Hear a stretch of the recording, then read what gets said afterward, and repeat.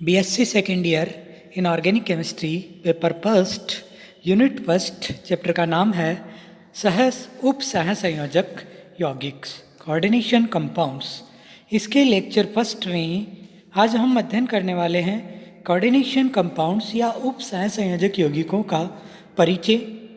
Double salt क्या होते हैं, द्विक लवण, और उप सह संयोजक यौगिकों में अंतर। उसके बाद हम लिगेंड, मेटल और उप सहसंयोजक एंटिटी की बात करेंगे और वर्नर थ्योरी, अल्फ्रेड वर्नर जो कि उप सहसंयोजक यौगिकों का अध्ययन करने के लिए फेमस है वैज्ञानिक, उनकी थ्योरी के बारे में हम आज इस लेक्चर 1 में अध्ययन करने वाले हैं।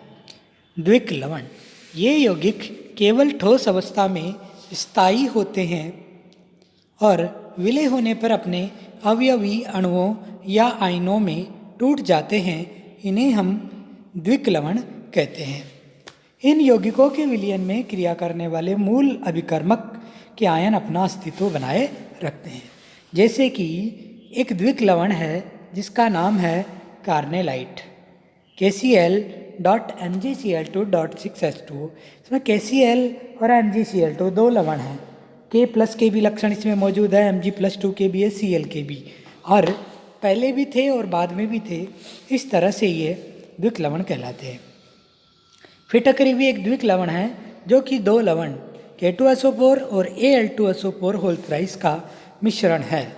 इसमें K प्लस, एल्यूमिनियम+3, SO4-2 सभी आयनों का परीक्षण ये द्विक लवण विलयन में घोलने पर देते हैं।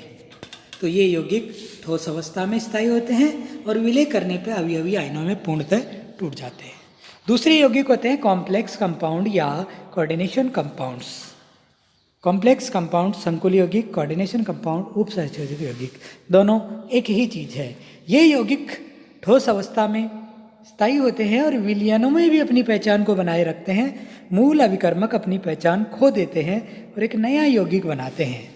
अर्थात जब दो लवण KCN और FeCN2 में क्रमशः K+CN, Fe+2Cn- का परीक्षण किया जा सकता है, लेकिन इनके संयोग से जब एक यौगिक बनता है 4KCN FeCN2 यानी कि FeCN6 4- आयन है, ये कॉम्प्लेक्स आयन है। जब ये यौगिक कॉम्प्लेक्स यौगिक बनता है तो ये यौगिक केवल एक तो कॉम्प्लेक्स आयन का देता है टेस्ट और एक किसका देता है, K+ का। इसके अलावा किसी भी आयन का टेस्ट नहीं देता। Fe+ आयन का अलग से ये टेस्ट नहीं देता। इस तरह से ये संकुल यौगिक कहलाते हैं। अर्थात ये यौगिक विलयनों में भी अपनी पहचान बनाए रखते हैं, मूल अभिकर्मक अपनी पहचान खो देते हैं और एक नया यौगिक, नया जटिल के धनायन या ऋणायन इसमें बनता है और ये सभी आयनों का परीक्षण नहीं देते हैं। द्विक लवण या संकुल यौगिक में अंतर। द्विक लवण और संकुल यौगिक में अंतर।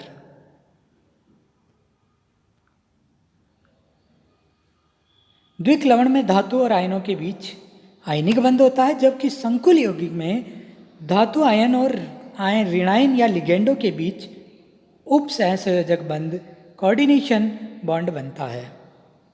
दूसरा मुख्य बिंदु है इसका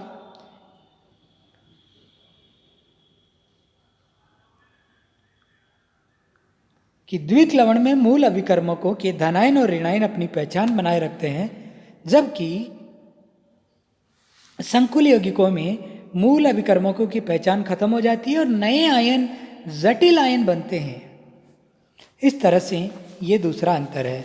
उदाहरण के लिए हम देखें KCl MgCl2 से बना है तो इसमें K+, Mg+Cl सभी का अस्तित्व है, जबकि KCN और FeCN2 से बना है K4 FeCN6।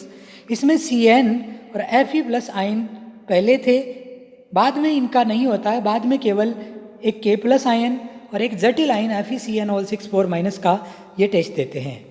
द्विक लवणों में एक से अधिक प्रकार के धनायन और ऋणायन होते हैं। इनमें कोई भी कोष्टक में नहीं लिखा जाता।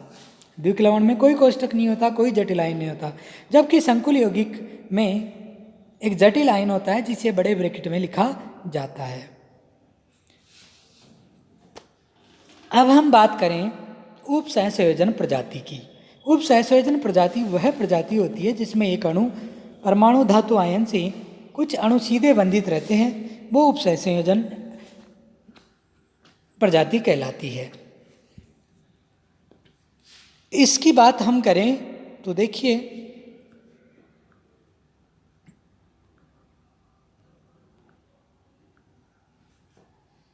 उप सहसंयोजन पदार्थ या यौगिक में एक तो होता है धातु आयन, केंद्रीय धातु आयन संलग्न परमाणु, उससे कुछ इलेक्ट्रॉनों के सहभाजन के साथ, कोऑर्डिनेशन के साथ लिगेंड जुड़े रहते हैं।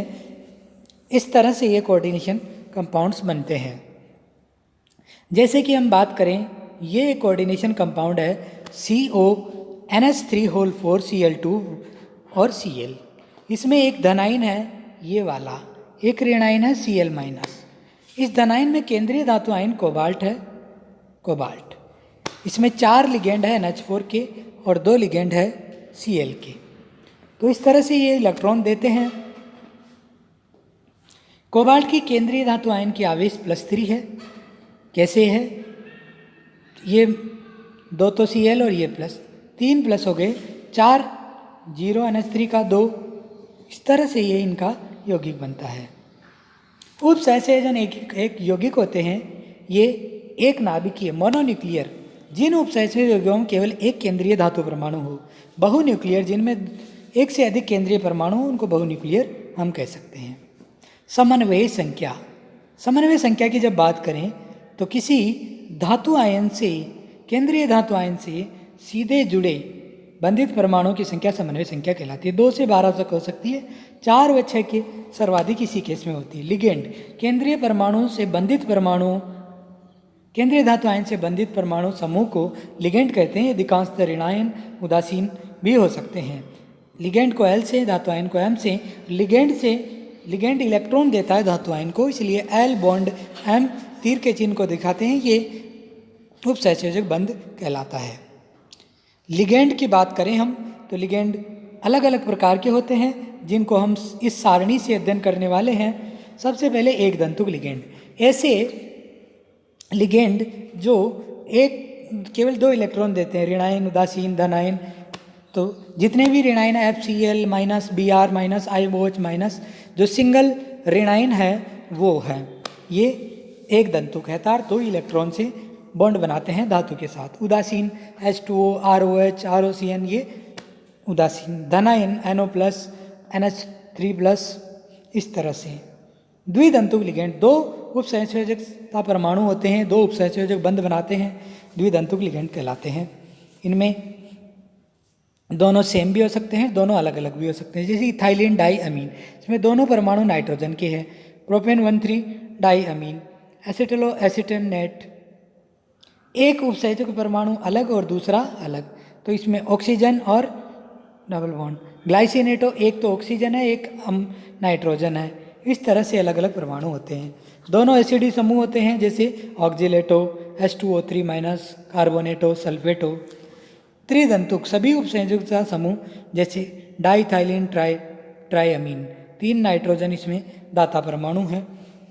एथेन 1,2 के लिए डाई अमीन के लिए EN, पिरिडीन के लिए FeI, BPI, ग्लाइसिनेटो के लिए GLY, डाईमिथाइल ग्लाइऑक्सीमेटो के लिए DMG, कुछ विशेष संकेत दिए जाते हैं। बहुदंतुक लिगेंडों में एक प्रॉपर्टी होती है जिसको कहते हैं किलेशन, किलेट निर्माण। जब केंद्रीय धातु परमाणु 2 या 2 से अधिक धातु परमाणुओं के साथ बंधित होता है तो ये एक चक्रीय संरचना बन जाती है, जिसको वलय या किलेशन कह लेते हैं। और जितने परमाणु के साथ जुड़ता है उसको दंतुकता या मल्टीप्लीडेंटिसिटी, बहुदंतुकता कहते हैं। बहुदंतुक लिगेंडों किलेट लिगेंड कहते हैं। उपसंयोजन कम से कम एक किलेट लिगेंड की उपस्थिति आवश्यक है। एक किलेट लिगेंड के धाता परमाणु के साथ वलय निर्माण कहलाता है। उभय दंतुक लिगेंड, वेरी वेरी इंपॉर्टेंट है उभय दंतुक लिगेंड, परीक्षा में बहुत बार पूछा जाता है उभय दंतुक लिगेंड। ऐसे लिगेंड वे एक दंतुक लिगेंड है जो भिन्न भिन्न दाता परमाणु के माध्यम से केंद्रीय परमाणु से बंधित होने की क्षमता रखते हैं, जैसे CNS और NCS उभय दंतुक लिगेंड है। इसमें S और N 2 दाता परमाणु, लेकिन एक बार में एक धातु के साथ एक ही परमाणु से बंधित होते हैं, ये उभय धातु लिगेंड है। जैसे NO2, CN। समन्वय मंडल या उपसंयोजन परिसर, केंद्रीय धातु परमाणु या उससे लिगेंड के साथ आंतरिक जो बड़े ब्रैकेट में धातु समन्वय मंडल कहते हैं, उसके बाहर वाले को बाह्य स्फीयर कहते हैं। वर्नर का कोबाल्ट सिद्धांत, वर्नर का सिद्धांत, वर्नर का उपसंयोजन सिद्धांत है। तो अल्फ्रेड वर्नर ने बहुत कम उम्र में 26 साल में ये संकल्पना प्रस्तुत की, वर्नर का सिद्धांत। इन्हें नोबेल पुरस्कार मिला, जिसके अनुसार किसी संकुल आयन को समझाने के लिए उस संकुल आयन में धातु और लिगेंड होते हैं, उनको समझाने के लिए 2 प्रकार की संयोजकताएं बताई, एक प्राथमिक संयोजकताएं और एक द्वितीयक संयोजकताएं। प्राथमिक संयोजकताएं क्या होती है, इसके बारे में हम देखें कि प्राथमिक संयोजकताएं क्या है। तो इस धातु की ऑक्सीकरण अवस्था को प्रदर्शित करती है। सामान्य कार्बनिक यौगिकों का ये ऋणायनों के साथ संतुष्ट होती है, विलयन में ऋणायन देते हैं, उपसंयोजक कोष्ठक के बाहर रखा जाता है, इन्हें बायोस्फीयर कहते हैं। प्राथमिक संयोजकताएं बायोस्फीयर का नहीं। द्वितीयक संयोजकताएं ये निश्चित होती है और द्वितीयक समन्वय संख्या धातु की समन्वय संख्या कहलाती है। ये संकुल भाग में निर्माण करती है, जैसे COCl3, CONH3O6 6 समन्वय संख्या है। इस तरह से आधुनिक व्याख्या के अनुसार द्वितीयक संयोजकता को धातु और लिगेंड के मध्य उपसंयोजक आबंध भी कहते हैं। धातु की द्वितीयक संयोजकता इस तरह से दिखाई जाती है, प्राथमिक संयोजकता इस तरह से दिखाई जाती है। संकुल की संरचना की व्याख्या, संकुल की संरचना की व्याख्या वर्नर के अनुसार की जाती है और वर्नर ने धातुओं को संकुलों को समझाने में सफलता प्राप्त की थी। बहुत सारे संकुल हैं, इनको इन्होंने समझाया है। ये संकुल है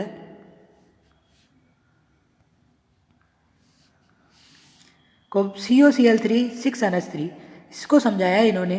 6NH3 इन्होंने धातु के साथ जोड़े और 3 Cl बाहर रखे हैं, तो ये बन गया CONH3O6 बड़े ब्रैकेट में और Cl3 बाहर है। इस तरह से इन्होंने समझाया इसको। ये तरीका जहाँ तक है, जो द्वितीयक संयोजकताएं हैं वो उदासीन रखी है इन्होंने, प्राथमिक संयोजकताएं आयनिक के रूप में रखी है। फिर इसके बाद COCl3 5NH3, तो 5 तो ये बन गई उदासीन द्वितीयक संयोजकता। एक द्वितीयक संयोजकता क्लोरीन की आ गई और 2 ऋणायन बाहर रखे हैं।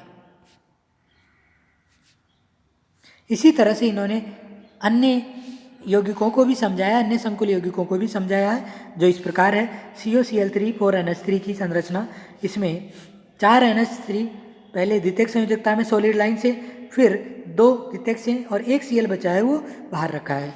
3 में 3 बन जाएंगे। इस तरह से संकुल यौगिक बनेगा। बहुत बहुत धन्यवाद।